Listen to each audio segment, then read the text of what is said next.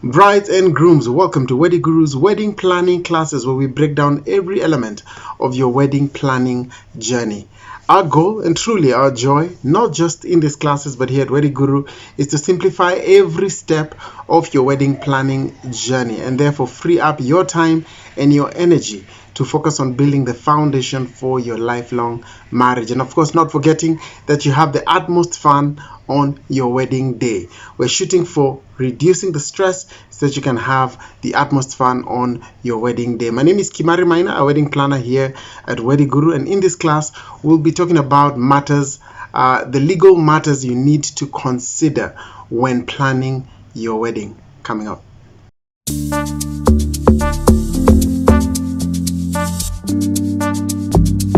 What we're going to be discussing in the class today is how to make sure that you actually do get legally married on the day of your wedding, because otherwise your wedding will simply be a very well-funded get together between your friends and your family. So let's make sure that it is that, but let's also make sure that it is first and foremost a function where you actually end up being legally married. Now there are two things we're going to be discussing. So the first one is how to make sure you're legally married, and then the second thing we're going to be discussing in this class is how to get your what used to be called a NEMA license, but we're going to discuss that in a few minutes. Let's begin with the first one, how to make sure you are legally married. So first, it's important for us to differentiate between what a marriage certificate is and what a wedding license is. At times people do get confused between what these two things are. Let's clarify. The wedding license, also known as the registrar's certificate, depending on where you do your wedding, but we will discuss that shortly, is when you request the government to permit you to proceed to get married.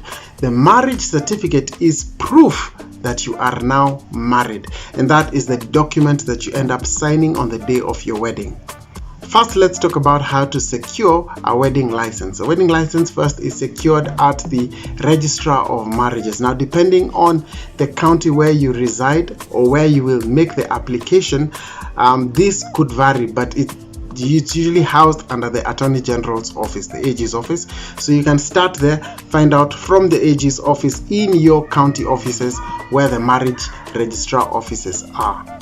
Let's go through the documents that you are required to produce in order for you to get your wedding license. First and foremost, you need copies of your IDs. Carry your originals as well. You need 2 colored passport size photos for each. So for the IDs, of course, both for the bride and the groom. For the passport size photos, 2 for the bride, 2 for the groom.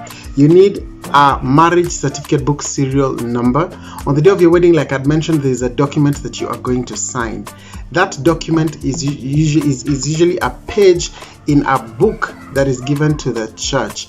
That book has a serial number. That is a serial number you need. When you ask your pastor, he will tell you what it is and and the number that you need in order for you to begin the application process. And then you will need a wedding invitation card. In terms of fees, first and foremost, you need an initial registration fee of 600 shillings. Now, if you're doing your wedding in an established church, you will pay an additional 800 shillings, and I'll let you know when you're going to be making this payment. And if you're doing your wedding in a garden, you'll require an additional 7,200 shillings if your wedding is not in an established church. That's perhaps a garden, a field, or a hotel. Okay, now let's go through the process that you would need to go through in order for you to secure your wedding license. There are 3 visits. The first visit is the visit where you go to the registrar and say, "Hi, these are our details. We would like to get married. Please allow us to proceed." What they're going to do is they will take your details together with your registration fee of 600, and then they're going to do a background check on you to confirm that you have not been married before, or if you've been married before, that you have been successfully divorced. Now, once they have checked and seen that you are good, they will also put out a notice. That's a gazette notice to confirm that no one in the public has any claim to you, and therefore no one has any just reason why you two should not be married. Same question that the church will ask on the day of your wedding and will ask days before your wedding when they make the same notice in church. But yes, they're going to make a public gazette notice to ask the public if there's anyone who has any just reason why you should not be married. During your first visit, they will also give you a date when you should return. The Gazette notice takes 21 days. So whatever date you're going to be given for the second visit has to be after 21 days, because it's only after 21 days that then they know that no one in the public has any reason why you two should not be married. So they'll give you a date for you to come back. Sometimes that date could be, if you're lucky, immediate 3 weeks after your first visit, or sometimes even 2 months after your first visit, and hence the reason why you should begin this application process early. Let's talk about the second visit. The second visit is when they invite you back and they take you through an interview to check 2 things. Are you of sane mind, and is any one of you under duress in order for you to get into this contract? Because it is a contract you're getting into. Contracts can only be done by those people who are of age. This is why they asked for your ID to check and see whether there's any reason why you shouldn't get married. They did the notice to check and see if any of you are under duress, hence the reason for the interview, and if both of you are of sane mind, again, hence the interview. So that is the second visit. Then the third visit is to collect your license. Once you've been cleared with visit 1, with the purposes for visit 1 and visit 2, you're then told come and collect your license on X date, which is usually about 7 to 10 days after your interview. As you're coming to collect your document, if your wedding was in a church, you're going to receive what is called a registrar's certificate. And if your wedding is in a garden or a field or a hotel, basically not an established church, you'll receive what is called a wedding license. They're both the same documents, just depending on where your wedding will be. Take that document to your pastor, because your pastor, what now your pastor will do is on the day of your wedding, you're going to sign 3 copies of your marriage certificate. 1 copy is for you to keep. The second copy is for the pastor to keep. The third copy is for the government to keep.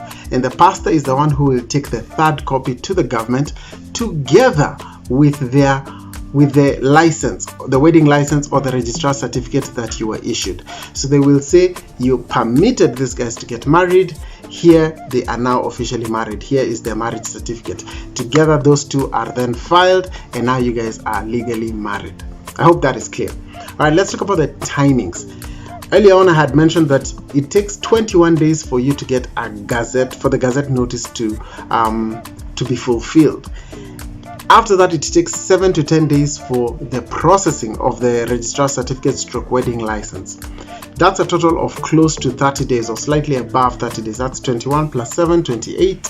That's about how long it takes for this process to go from start to end. And that is best case scenario. Because of that, the application process opens up 3 months to your wedding day, but closes 30 days to your wedding day.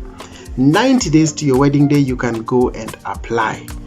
But when it is 30 days to your wedding day, they will not allow you to apply for this license based on time. There really is no time anymore for you to go through this particular application process. But in the event you are watching this video and you realize, oh snap, it is 30 days or less to your wedding day, there is a different process that will cost you a little bit more, and you'll be required to give a little bit more information about yourself that will allow you to go through a similar process to still be able to be legally married. The link to that particular process, we've done a video that details that process, and it's in the description below, so just click there and see what that process looks like. We will do another video together with someone from the registrar's office to give a breakdown exactly of what is needed in case there's any information that we have given that is inaccurate. But to the best of our knowledge, this current process we've taken you through is accurate. I hope that is clear. And again, if you have any questions, feel free to leave them in the comment section below, or better yet, ask those questions in the Weddy Guru Wedding WhatsApp community. Let's talk about the NEMA license, or what is now known as the noise pollution permit. The NEMA, as an organization, handed over the monitoring of noise pollution to counties. I believe this happened when devolution happened, and therefore we no longer call it a NEMA license. Instead, it is called a noise pollution permit. That's important to note so that you know where you're supposed to apply for it.